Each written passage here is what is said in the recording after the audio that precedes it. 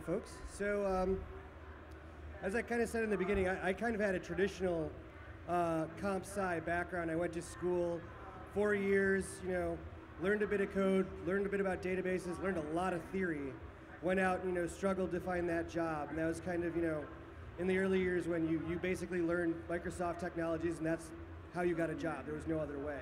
But I think each of you has kind of a different experience with how to get people into tech that isn't that 4-year degree track that's not traditional so much. So why don't each of you take a turn and talk about what it is that you do to get involved? Yeah, so for me, I basically, my story, long story short, I guess, is I started programming around 16. I got an iPhone for my birthday. I had no idea what was involved in making an app, and basically just downloaded lots of sample projects online and would play around with the code. And like, there are a lot of online resources now that are completely free, which were starting to become available at times. So I used those, and yeah, that's basically my story. So I actually do have a CS degree and kind of experienced things very similar to PJ. So getting out of school, got a job, but I really hadn't learned anything that I needed to have learned to do the job. I learned a lot of other stuff. And over the years, I kind of figured out that there are better ways to learn your practical application of software development. And I've gotten involved in a couple of different organizations for helping women and minorities get into software development, DevChicks and RailsBridge. So I've taught some workshops and tried to be as supportive as I can to boot camps by being a mentor and things like that. Yeah, for me, I'm probably on the early part of that spectrum in terms of I've only been coding for the past 3 to 4 years. I actually spent a longer time actually thinking that I couldn't learn how to code. When I was a little kid, I remember my dad giving me a Visual Basic or a book or some kind of CD when we used to put CDs into computers. And I was like, no, I'm just going to play Tetris. I don't need to do this. So that was my one early opportunity to learn how to become a programmer, and I failed at that. And just throughout my teenage years, I was always a designer. I always loved drawing and making logos and designing flyers, anything that could be designed except a website. When I thought about learning HTML and CSS, I always had this vision in my head of going to the library and getting a book, some big book on HTML and CSS, and opening it to some random page. And it's like, Mike, why are you trying to learn how to code? You're an idiot. And I'm like, crap, I knew that was going to happen. So for me, it was just a big fear throughout my teenage years going into college that if I tried to learn, I wasn't going to be able to do it. And it wasn't until after graduating from college that I started to learn because a friend of mine at college, he quit his job as an entrepreneur in residence at a venture capital firm in Chicago to learn how to code. And after he quit his job, he gave me a call, and he's like, hey, Mike, I want to learn how to code, and I want you to learn with me so we can build startups. So we had all these ideas that we wanted to build, and that was my catalyst to get in it. And for a year, we tried to teach ourselves how to code through online resources, books. And after a year, we kind of realized how hard it was for beginners. I didn't have a computer science background. I was a political science major and film major at college, so I was the complete opposite spectrum. But we knew that beginners could learn. It just wasn't a great way for them to do it or a great environment. So that's when we kind of had this idea of let's build a place, because there was no place out there at the time, this is 2011, where beginners, people with no experience, could learn how to code, design, and build web applications. And Desi, it's kind of funny that we're at this panel, but she was one of the first people in the Chicago development community that we talked to when we were trying to start this school. It was just an idea at that point. And Desi really unlocked the doors to the Chicago development community and helped us get the support we needed to get our school off the ground. Very cool. Now I know that I think a big aspect of the way that tech education is kind of starting to turn the corner is it's becoming more of a social thing. As a developer, I've always been big on meetups and conferences, places where people get together, meet other people. But it seems like things like RailsBridge and Starter League and even Ponder are ways that people can kind of go to a resource where they say, okay, well, I'm not alone. I want to learn, but I don't know how to learn.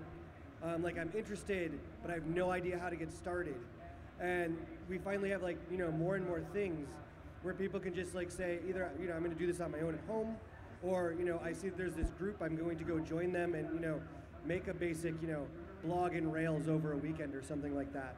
Do you think that's how we're going to build better developer communities as far as like moving forward in the future? Are we moving so far away from that traditional education that it's almost pedantic and unnecessary at this point?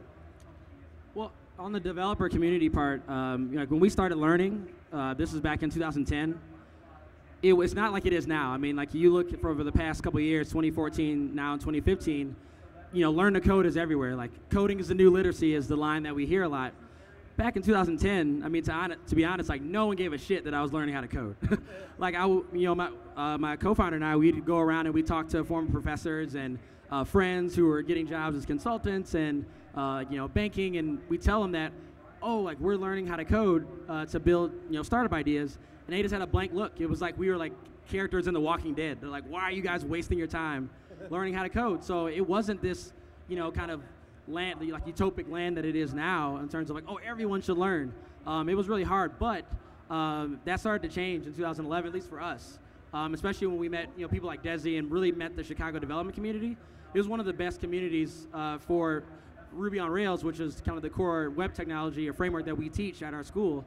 I mean, developers are so nice. They knew their stuff, but they're also really willing to bring people in to learn.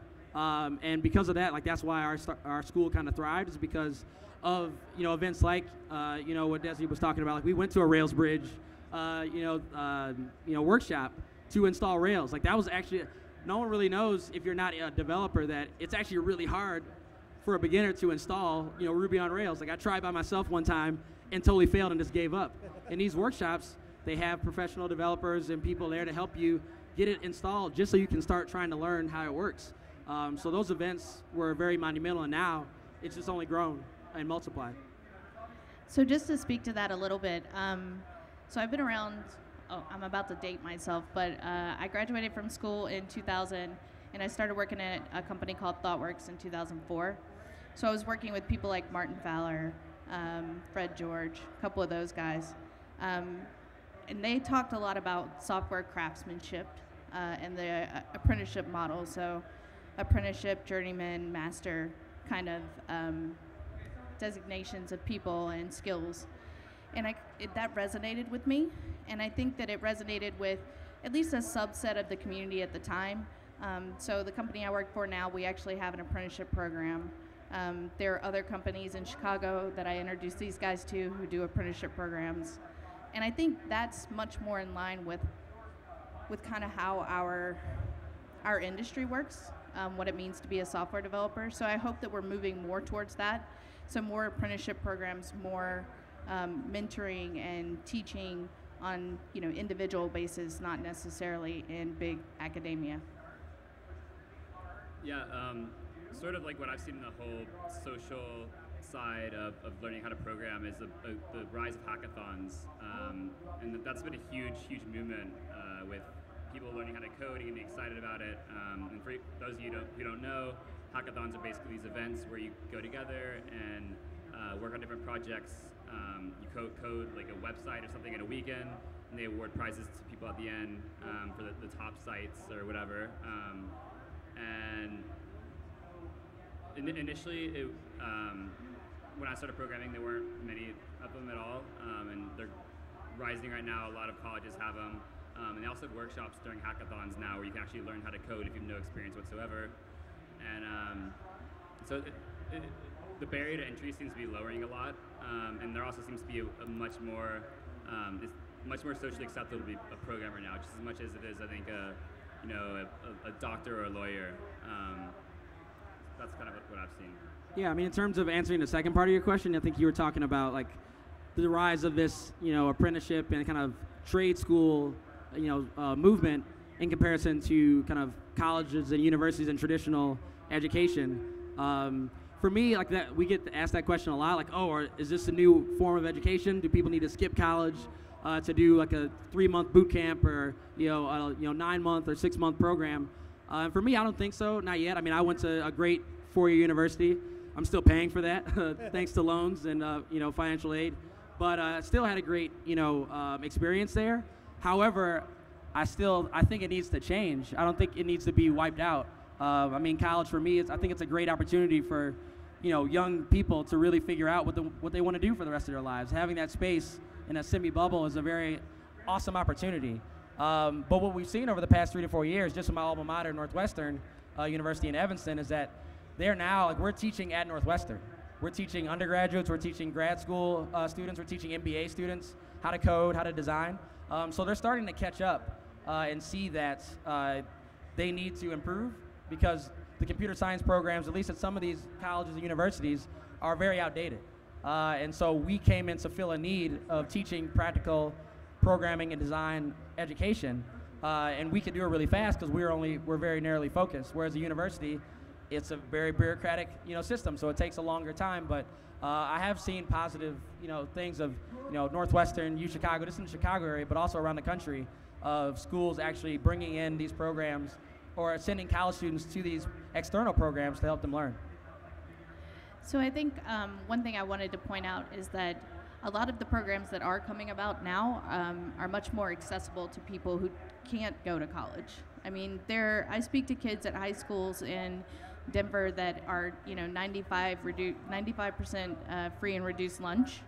Those kids can't, college is not even something that they can imagine. But boot camps are, because it is something that is a little more accessible. And there are programs that are boot camp oriented that don't cost $20,000 to get in. It just depends. You have to look around.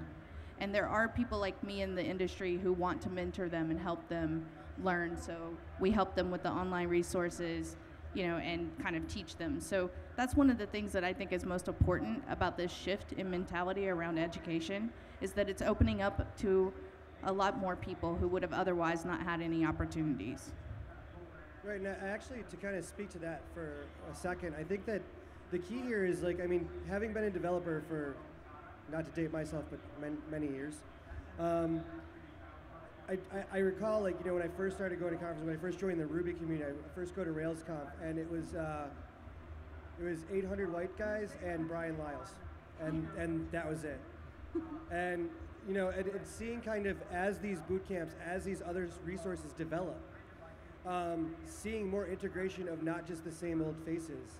Not only just, out in the crowd or in the hallway or what have you, but more people, because they felt empowered because they went to a program or they taught themselves something, they're like, hey, I could actually get up on stage and share a story. And I think that's an interesting kind of sidebar of the whole non-traditional education, where, obviously someone who's in college isn't going to get up and say, let me just teach this class for a second. I think I know more about databases than you do, so just take a seat. I'm going to do a lightning talk.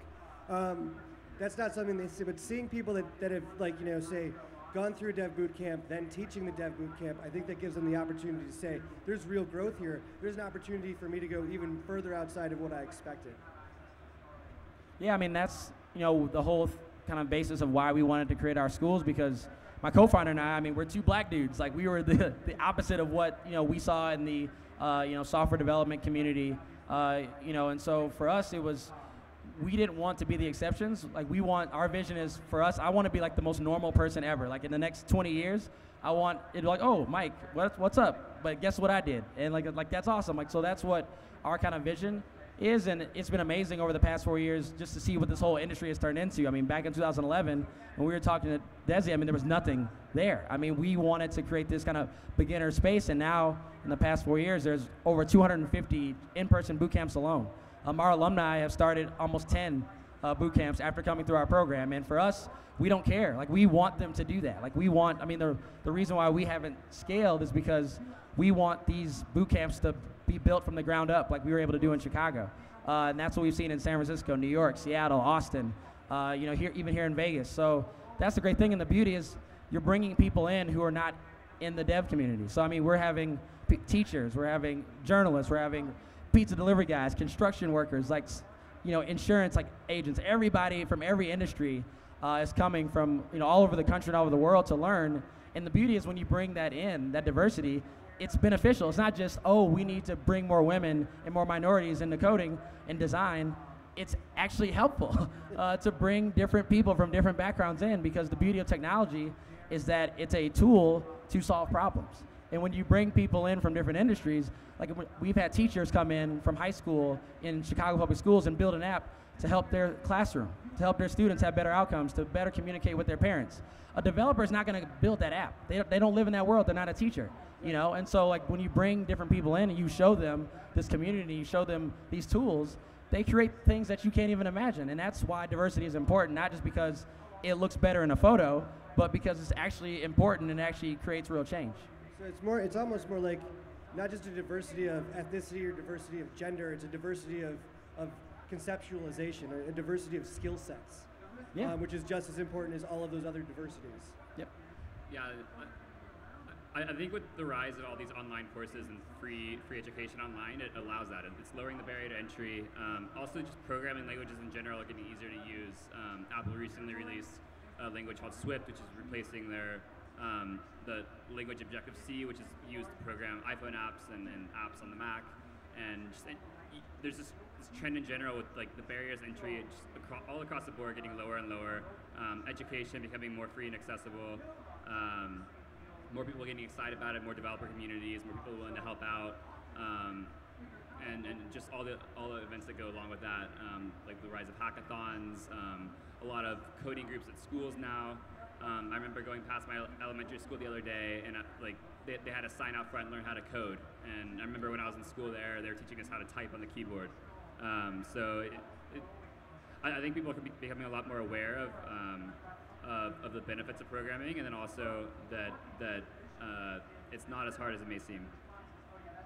I think too, and I'll speak from a little bit of personal experience here. As Desi knows, my daughter is a coder. She's retired now at 13, but she was a coder, and she used a tool called Kids Ruby, which was just an amazing thing to do some really simple stuff. But it seems to me to kind of speak to what you were saying, like we're able to get these tools in the hands of people younger and younger and younger, to where, you know, when I asked her, when we did our big talk at RubyConf, I said, how old do you have to be to code? She said, you have to be old enough to read, but not too old so that you don't know how to read it anymore. And I think the interesting idea about all of these different kind of forms of education in tech is essentially you can be anyone. And yes, some things you have to pay for and some things you don't. Some things are a weekend hackathon and some things are a 6-month-long training course. And I think the key there is we have such a huge spectrum of people. It's not startups are run by 23 to 27-year-olds, and that's going to be it. No one else can have an idea ever. We can't accept that. And it's interesting to see that kind of grow out of things like the things you guys are doing. Yeah, I mean, and the other kind of transformation that's happened is that developers were known in the past as just being like code monkeys. They're just like, oh, I'm this MBA guy with an idea. Let me just hire a couple coders to build it up, and I'll give them like 1% equity, or not even that. And it's transformed. I like to talk about like The Social Network, the movie, as one example. Like Mark Zuckerberg was a douchebag, but he was a smart one. Like he had the skills, and the Winklevoss twins, like they had the idea, but he knew how to code. They didn't. He built Facebook. So it's really changed from I have an idea, let me get someone to build it for me, to developers realizing that, hey, I am the one who's developing the core power of this application, of this startup. I can learn the business thing. I can learn the design. I can do this. I might not be the greatest at it, but I don't need to just be beholden to someone. So I think just the overall perception of a programmer has become much more diverse and much more full. It's not just like the person in a dingy basement in their mom's house or whatever, with potato chips on them. I'll stop with that, but you get the picture. But it's really transformed, and I think that's very powerful because now it's cool to be a programmer. Like it's getting there to like the fact that everybody's like, you have models learning how to code. You have we met with the mayor Rahm Emanuel in Chicago, and he wants to code because Bloomberg's learning how to code. So it's like all these things, and whether they do it or not, or it's more just a publicity stunt. The fact that it is a publicity stunt, the fact that you can say that and that's positive, I think has really transformed how people look at this. And just to go back on the children learning how to code, like that's where it needs to be. We kind of started with adults because it was easy for them to kind of drop everything and do a 3-month course, but we've also taught 8-year-olds in like summer camps with building manipulating robots with Ruby. And so like they know more Ruby on Rails than I do now, and they're 8 years old, and it's just amazing to see. It's fun for them. It's not hard. It's not like a challenge. It's I want to learn this, like playing a video game or doing some other fun activity. And when you can get a kid to see programming like that, by the time they're 15, 16, 17, they've already built apps. They've already done hackathons. They've already maybe done an internship with a web dev consultancy or a startup like in their local community or a tech company like Google. So moving backwards and teaching younger kids is building that pipeline so that they're not trying to jump into a 3-month boot camp because they didn't learn until they were 25 or 35. Right on. I think the other interesting kind of, I don't know if you'd call it a fringe benefit or just like kind of a happenstance of kind of having, this self-motivated thing is, in the traditional setting, you go to school, you sit in the class, one speaker, and they teach you code and data and blah, blah, blah, all that good stuff, which you need to know. It's very important. At the same time, the one thing you don't get is tech culture. You don't interact with people in the industry who are like really out there doing it. And I think in these in these settings, whether it be online, in person, you're setting up, literally a social network of actual people who are actually out there who are willing to, like Desi say, like, oh, you're coming up, let me give you a hand. Yeah, I mean, on that, a lot of people, when they talk about like the offline, the in-person boot camps, it's kind of like learning a foreign language. Like, in high school, I took Spanish for 5 years, but my favorite Spanish word is no. Like, I don't really know anything else because I didn't have application for it. Like, I didn't need to speak Spanish. It was just a requirement. Whereas for people who really want to get into it, like, they go to, Spain, or they go to Mexico, or they go, if you want to go learn French, you go to Paris. You're immersed in it, and it forces you to learn. And so for, like, these in-person boot camps, you can learn online, you can do those things, but for us, we thought that the best way to do it is to really immerse someone in that culture. And when you immerse them in that culture, you learn the way a professional software does by professional software developers. Your mentors are professional software developers. And so you learn from people while also learning in a classroom environment how to become a software developer. It's not just, here's a book, figure out the skills. It's also, agile methodology and learning computer science principles and learning collaboration techniques and learning all these other things that go around learning Ruby on Rails and JavaScript and front end. So immersing is definitely something that's been very beneficial. So just to add to that and kind of to speak to your point, which I think you're trying to say, is it's also important to know people in the industry. And that's part of what you get from going to some of these boot camps too. So you get mentors who are involved in the industry, someone that when you walk into a conference, you can say hello to them, and you don't feel so alone or lost. Something like this can be very daunting to someone who's never been to it before. It's scary. So having someone there that you can talk to is important. So I think building up that social structure of support is part of what's cool about it as well. Absolutely. Got a few minutes left. I guess, the one question I wanted to kind of end on was, and something I think a lot of people are interested in is like, so you go to a boot camp or you take, an online course or, you go to a Rails Bridge. What are the next steps after that? Like, I know, because I've done a few Rails Girls and Rails Bridge events myself, and I've had people that literally come in and it's going to be like 6 hours long, and we get them installed and they get rolling, they're like, great, I want to get a job as a developer. Which is great, and it's wonderful that you see, but this has been 6 hours. You've had 6 hours of experience, and it's awesome that you're motivated, but you're not going to fly to San Francisco and get a job for $200,000 a year just because you were here for 6 hours. How do you kind of speak to that? Like, what do you say, like, once something's done, what's the next level of success? What do you give them as a goal when it's over? Yeah, I think there's this misconception that you can take these online courses, take a week or a month, and then go out and get this high-paying job in Silicon Valley, and that's just not the case. You can learn how to code and get the base, like, kind of get your feet wet and figure out the basics in that amount of time, but you really need to put yourself out there. You can't just be in the corner in your room all day. You should be going out to to these developer meetups, to conferences, to hackathons, to boot camps and stuff, and really immerse yourself in the whole culture. Yeah, and that's sort of like. Yeah, and I think a lot of times one of the things that I'll talk to people about is, so if it's a Rails Bridge, there's an obvious next progression, which is to, continue that learning, whether it's in a boot camp or through a mentorship or whatever. If you're coming out of a boot camp, oftentimes it really boils down to what can you do.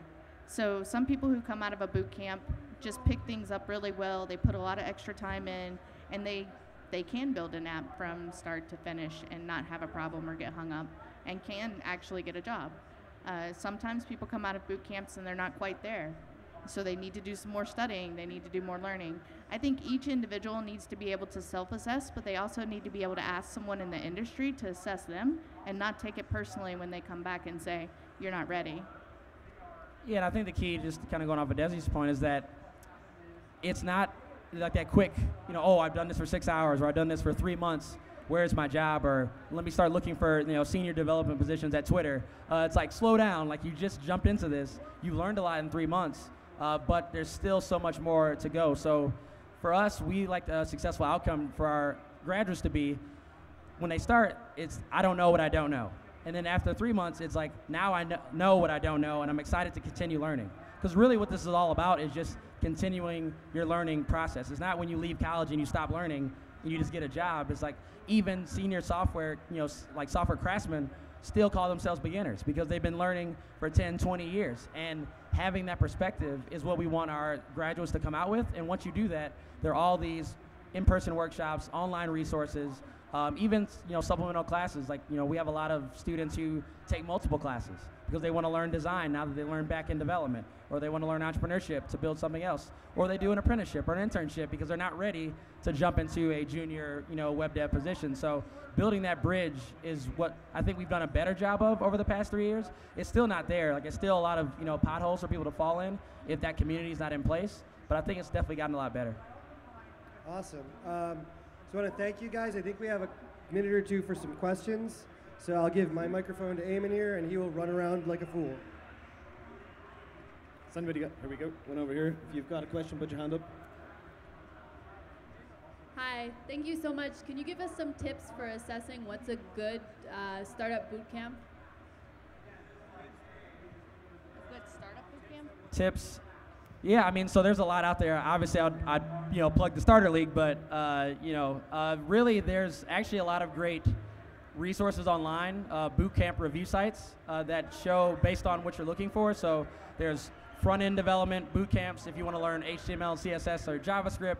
There's Ruby on Rails specific boot camps. So really, it just depends on what is your outcome. Do you want to become a professional back-end software developer? Then look for the Ruby on Rails or the back-end programs. Also by city. So if you live in Chicago, then obviously the Starter League would be a great choice. If you live in Vegas or San Francisco or New York, there's other programs like Dev Bootcamp. There's Flatiron in New York. There's Hackbright. There's all these other. I mean, there's 250 plus boot camps now that are around the world. In 2011, there was one. So it's really exploded. So it really depends on location, outcome, and really just looking at reviews. There's a lot of websites that have alumni reviews. You can speak to alumni. You can get tours of the school. So really just understand the school before you make the decision, not just go off of what they say on their website. So that would be my tip. I second what he said. I'm just curious in terms of recommending a program for a child, talking like 8 to 10, free or otherwise. Just curious what names are out there that you guys find are the best. Yeah, Kids Ruby is one that's really good. There's various other Ruby kits for interfacing with Arduinos, help the quadcopters. There's a lot of stuff in the Ruby community. So if you Google Ruby and kids, you'll get some things. I'd recommend Coder Dojo as well. It's a global community-led organization. And there's coderdojo.org. coderdojo.org. Exactly like karate chopping, only with code. Do we have any more questions? Hands up, right here. Yeah, thanks again. So all the supplementary forms of tech education that you've mentioned are great and they sound amazing. And I know a lot of people who have benefited by that. But what is your opinion on the employability of people who might need to completely... I'm sorry, we can't hear it all. Is this any better? Yes. Yes. Okay, I probably wasn't holding it close enough.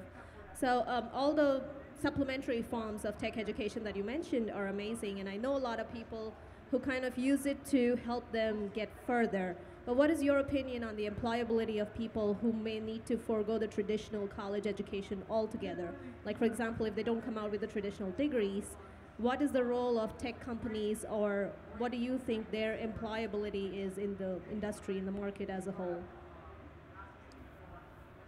So are you, just to understand your question, you're asking about like how do traditional universities provide this education or play a role in this, or I'm trying to understand it. Yeah, it's really hard for us to hear. I think I understood the question to be similar to what he said. It was more around employability, to get jobs for people who don't have traditional college degrees but go through all the other means that you mentioned. They may be almost as good as or probably better than people who come out with a traditional degree, but not all companies go by what they're actually capable of, and it's more important to prove it on paper. Yeah, so I got this thing called the Thiel Fellowship where Peter Thiel, the founder of PayPal, paid me money not to go to school. And I've had a lot of people ask me like whether I think that'll affect my future employment. And I've had a good number of job offers just out like from the past 2 years, just from people seeing that I can code and seeing the apps that I've done, and no one's ever asked about a college education. So I'm not sure if that answers your question at all, but it seems to be that as long as you have the skills and as long as you have like a decent amount of time and experience and something to show for it, then employers really don't care as much as you may think about a degree.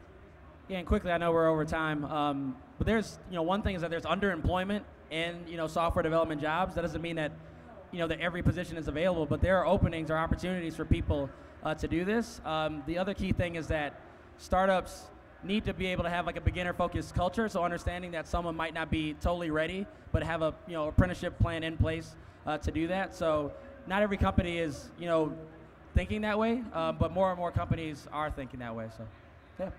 Okay, that's all we have time for. Thank you to our panelists. If you could give them a round of applause, please. All right, thank you, guys. You can